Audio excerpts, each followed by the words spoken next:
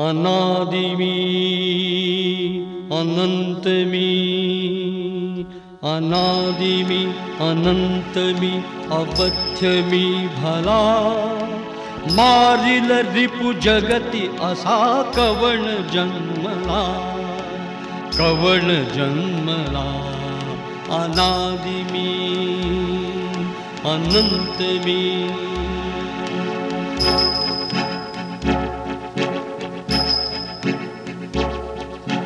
अट्टहास करित जई धर्म धारणी, मृत्युसीच गाठ घाल मी घुसेरणी। अग्नि जाळी मजसी ना खड्ग छेदितो, भिवुनी मला भ्याड मृत्यू पळत सुटतो। कुळारिपू तया स्वये, मृत्यूच्याची भीतीने भिवू मजसिये, भिवू मजसिये। अनादि में अनंत में, अनादि में अनंत में अवध्य में भला, मारिल रिपु जगति असा कवण जन्मला, कवण जन्मला। अनादि में अनंत में।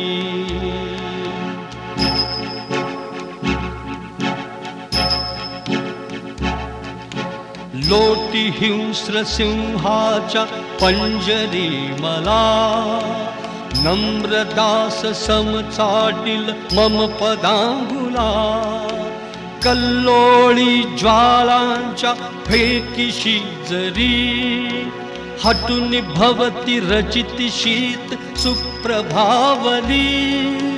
आण तुझा तोफाना क्रूर सैन्य ते, यंत्र तंत्र शस्त्र अस्त्र आग ओकते। हला हला त्रिनेत्र तो, मी तुम्हासी तैसाची गिळून जिरवितो, गिळून जिरवितो। अनादि में अनंत में, अनादि।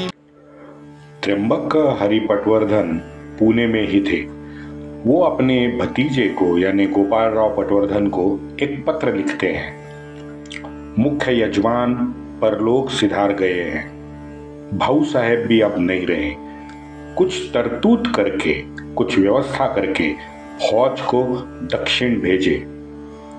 वैसे हर साल यहाँ से मतलब महाराष्ट्र से फौज बाहर मुहिम पे जाती थी, लेकिन आज कर्नाटक में वो 1 साल से है। हरिपंत और विसाजी पंत को बुलावा आया है। लगता है अमावस के बाद वो प्रस्थान करेंगे।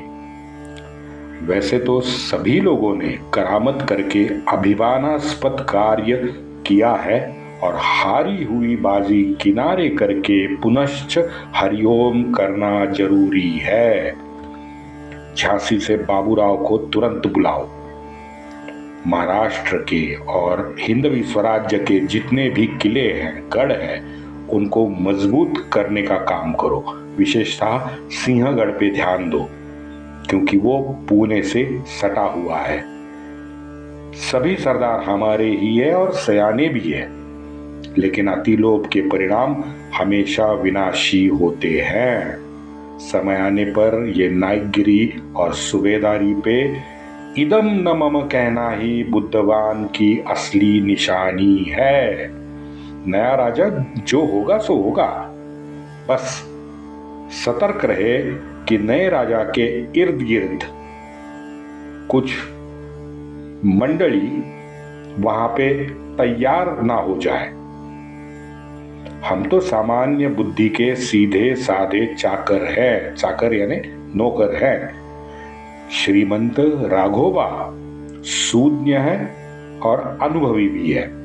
अब मित्रों, इस पत्र से त्र्यंबक जी पटवर्धन की मानसिकता हमें समझ आती है। उनकी जो हिंदवी स्वराज्य के प्रति निष्ठा थी वो हमारे सामने प्रखर रूप से सामने आती है।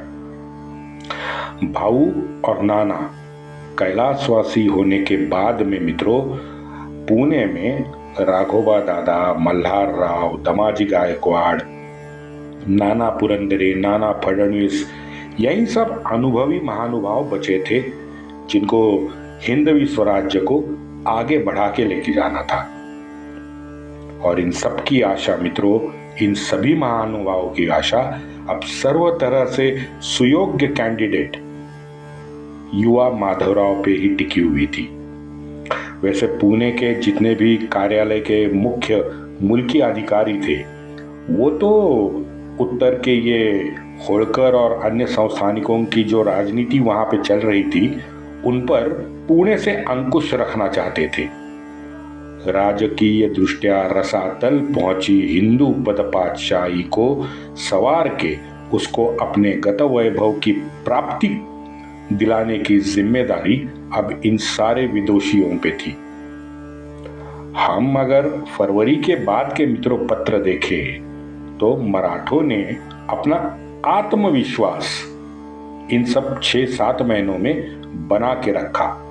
विभीषिका को पीछे छोड़ अपने धैर्य का परिचय इस समय सारे मराठों ने दिया है।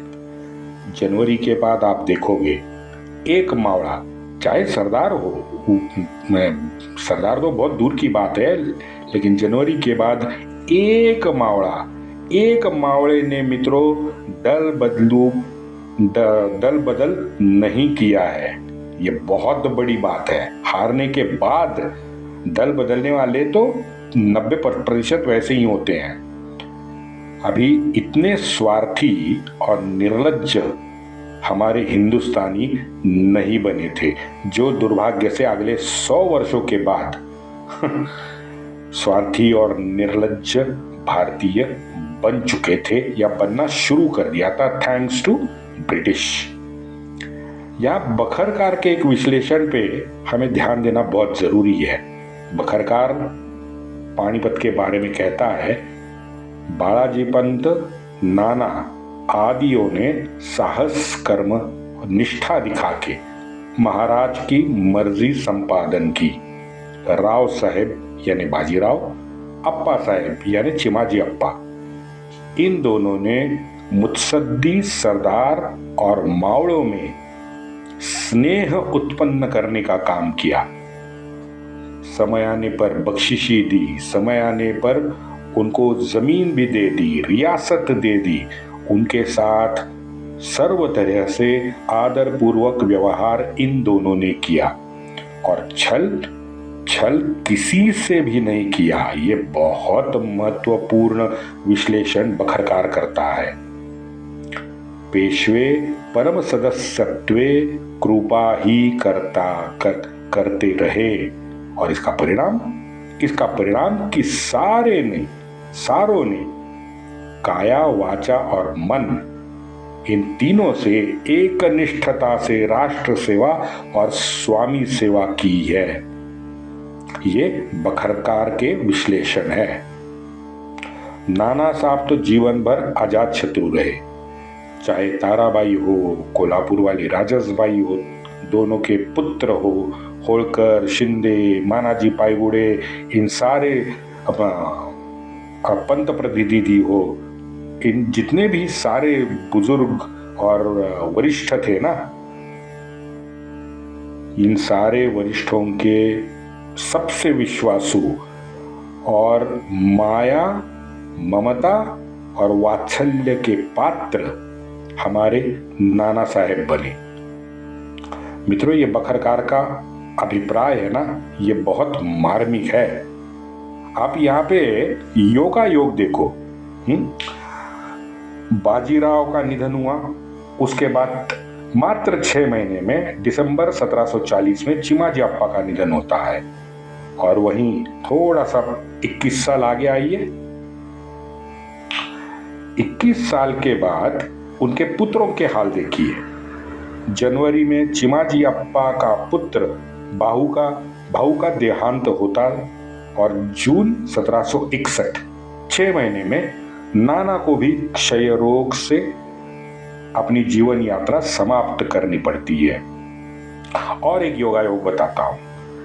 नाना को क्षय रोग हुआ था, चिमाजी अप्पा को भी क्षय रोग ही हुआ था और इसीलिए वसई से आधी अधूरी मुहिम छोड़ के वो पुणे आए थे। तकरीबन 2 महीने पुणे में वो पूर्ण बेड रिडन थे, बिस्तर पे बीमार पड़े थे और उनको क्या कहते हैं, खांसी बहुत ज्यादा 2 महीनों में आई थी। जब वो ब्रोंकाइटिस वगैरह सब ये उसी से होता है, क्षय रोग से ही होता है। तो अप्पा को भी क्षय रोग हुआ था, नाना को भी क्षय रोग हुआ था। उन बाजीराव भी गए। उसके बाद 6 महीने में चिमाजी अप्पा का निधन हुआ, भाऊ का निधन हुआ। उसके बाद 6 महीने में नाना का भी निधन हुआ। ये एक विलक्षण योगा योग है। नाना के जीवन पट पे मेरे ख्याल से एक मित्रों काला दाग भी है, सबसे बड़ा काला दाग। पानीपत नहीं, आप जरा सोच के देखिए। अगर नाना के जीवन पट पे हम नजर डालेंगे तो उसका काला दाग है हैदर को खुले सांड की तरह छोड़ देना। बदनूर का किला हस्तगत करने तक बदनूर पे रुक जाना चाहिए था। वो मुहिम आधी छोड़ के नाना पुणे लौट आए हैं। ये सबसे बड़ा दाग मुझे लगता है नाना के जीवन पट पर, क्योंकि अगर बदनूर किला मराठे हस्तगत करते तो ना रहता वो सड़ा हुआ हैदरबास, ना बनती उसकी बेसुरी टीपू बासरी। 1761 के जून के बाद सारी परिस्थितियां तो अब 180 डिग्री में घूम गई थी। तो पानीपत में मराठे हारे थे, वहां पौंडीचेरी में फ्रेंचों ने हार के बाद अपना सारा बाढ़ बिस्तर उठा के हमेशा के लिए भारत छोड़ने का फैसला कर लिया।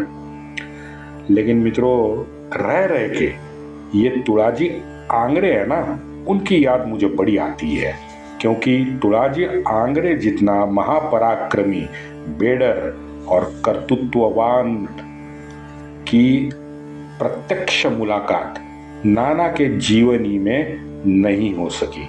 अगर इन दोनों की प्रत्यक्ष मुलाकात आमने सामने बैठ के होती ना, मैं बड़ी जिम्मेदारी से कह रहा हूं कि जैसे वसई में चिमाजी अप्पा ने पोर्तुगीज भगाए ना कायम स्वरूपी भारत से, वैसे ही तुड़ाजी अगर साथ होते तो मुंबई में अंग्रेजों को नेस्त नाबूद करना आसान हो जाता था। अपने जीवन के 3-4 लड़ाई में तुड़ाजी ने अपना कर्तव्य दिखा के अपना श्रेष्ठत्व समंदर पे सिद्ध कर दिया था। डफ भी नाना पे फिदा है। नाना की बुराइयां डफ कभी भी नहीं करता, डफ नाना पे बिल्कुल फिदा है। एक जगह डफ ने लिखा है कि मैं नाना के व्यक्तित्व का कायल हूं। जब आरोपियों के नाक और कान काटने थे तो नाना ने भाऊ को रोका। मजेदार किस्सा है ये, अपने हरिवंश की बखर में आया हुआ किस्सा है। मैंने नहीं सुनाया क्योंकि मुझे लगा यार ये इसको क्या सुनाना, उसका कोई तथ्य नहीं है, प्रमाण में दे नहीं सकता। बखर में लिखा है, अतिशयोक्ति भी होगी। लेकिन जब डफ ने लिखा तो मुझे लगा यार ये कुछ, अब उस गोरे को भी ये बात अच्छी लगी तो आपको भी बताना जरूरी है कि कुछ आरोपियों को उन्होंने पकड़ा होगा, उनके नाक और कान काटने की सजा दे दी होगी, तो भाऊ ने तलवार उठाई होगी तो नाना ने उसे रोक दिया। अब नाना ने भाऊ से कहा है कि भाऊ, हम यहाँ कृष्ण भट्ट के घर पे भोजन करने आए हैं ना, न कि आरोपियों को तात्काल सजा दिलाने आए हैं। आपकी तलवार म्यान करे। इसमें भाऊ को अच्छी तरह से नाना ने प्यार से समझा भी दिया है और बस यही इस घटना का डफ बाबू घटना पे फिदा हो गए। मित्रों, मैं सच बताऊं, क्योंकि डफ के मैंने तीनों वॉल्यूम पढ़े हैं। डफ के वॉल्यूम में पाश्चात्यों का भंपक ये सेक्युलरवादी स्वभाव है ना, और ये झूठा इतिहास बताने का स्वभाव है, वो जगह जगह पे दिखता है। इसलिए मैं डफ बाबू पे ज़्यादा इम्प्रेस होता नहीं हूँ। लेकिन अगर ये बखर में लिखा है और सच है तो सही में। अब दूसरा उदाहरण देखिए। एक दिन, ये नाना के निधन के बाद की घटना है। एक दिन माधवराव ने भरी सभा में गंगाधर यशवंत चंद्रचूड़ यानी अपने बहुत प्यारे LGBTQ लवर, उनके प्रेमी, उनके उस समाज को आगे बढ़ाने के लिए प्रयत्नशील श्रीयुत धनंजय चंद्रचूड़ के पूर्वज थे गंगाधर यशवंत चंद्रचूड़। मैं 4-5 बार ये बता चुका हूँ, आगे अगर रेफरेंस आएगा तो और 10 बार बताऊंगा, क्योंकि ये चंद्रचूड़ फैमिली को मैं आपके सामने ये चंद्रचूड़ फैमिली रखना चाहता हूँ कि ये फैमिली है कैसी, आपको भी जरा पता चले। तो गंगाधर पंत को भरी सभा में माधवराव ने 2 झापड़ मार दी। अब इससे मुझे याद आया मित्रों, धनंजय चंद्रचूड़ के आदेश पे रात को 9 बजे कोर्ट को छुट्टी होने के बावजूद बेंच बिठाकर उस तिस्ता नामक एक क्षुद्र सेक्युलर कीटक है ना, उसको जमानत रात को दे दी बेंच ने। भाई एक समझाओ, 2 दिन के बाद सोमवार को जमानत दे देते, क्या फर्क पड़ता? फर्क पड़ता, क्योंकि तिस्ता सीतलवाड़ इतवार के दिन जेल में रहती तो इन सब सेक्युलरवादियों की नाक कट जाती। प्रैक्टिकली सोचो, कौन सा पहाड़ टूटने वाला था यार, एक दिन बैठ जाती। उसकी हरकतें भी ऐसी हैं, दुबई में जाके हीरे और क्या खरीदी करती है, दारू पीती है, ऊंचे ऊंचे होटलों में रहती हैं और दुनिया से भीख मांगते हुए कोरोना के लिए पैसे जुटाती हैं। अब बोलो ऐसी औरत है? चलो छोड़ो। और सबसे आखिर में तिस्ता अभी तक मित्रों खुली सांड की तरह पूरे भारत, पूरे विश्व में दन दना के घूम रही है। ये है तिस्ता सीतलवाड़। जरा गूगल पे जाओ, जागरण पे जाओ, एनडीटी कहीं भी जाओ और जरा चेक कर लो। मैं अगर झूठ बोल रहा हूं तो भाषा पे मत जाओ, मेरी पीड़ा पे जाओ। चलो, तो माधवराव ने गंगाधर पंत को झापड़ मारी।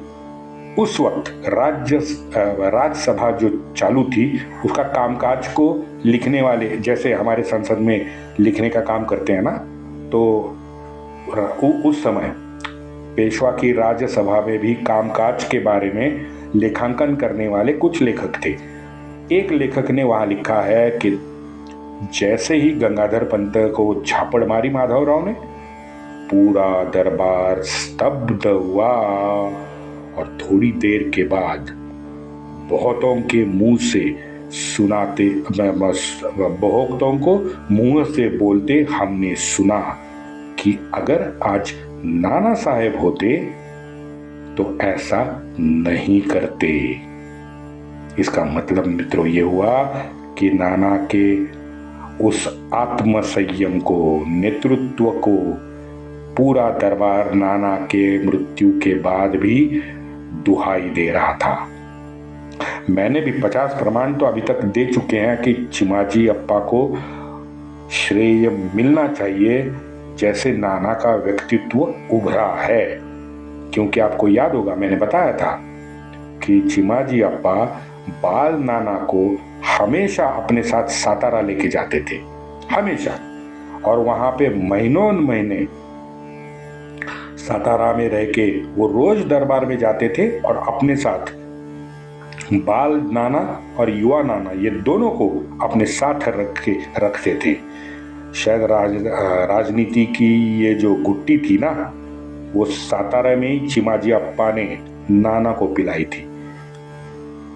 अब यहाँ पे मुझे याद आया, क्षमा करे, राधिका का जो रक्षक पिता था ना, अब वही उसका भक्षक बना है, और वो भी हमारे हिंदुस्तान में ही बना है। चल, कल कहानी को आगे बढ़ाते हैं, कुछ नए किस्से और कहानियां भी आपको सुनाते हैं। 1761 नाना के निधन के बाद क्या हुआ। वंदे मातरम।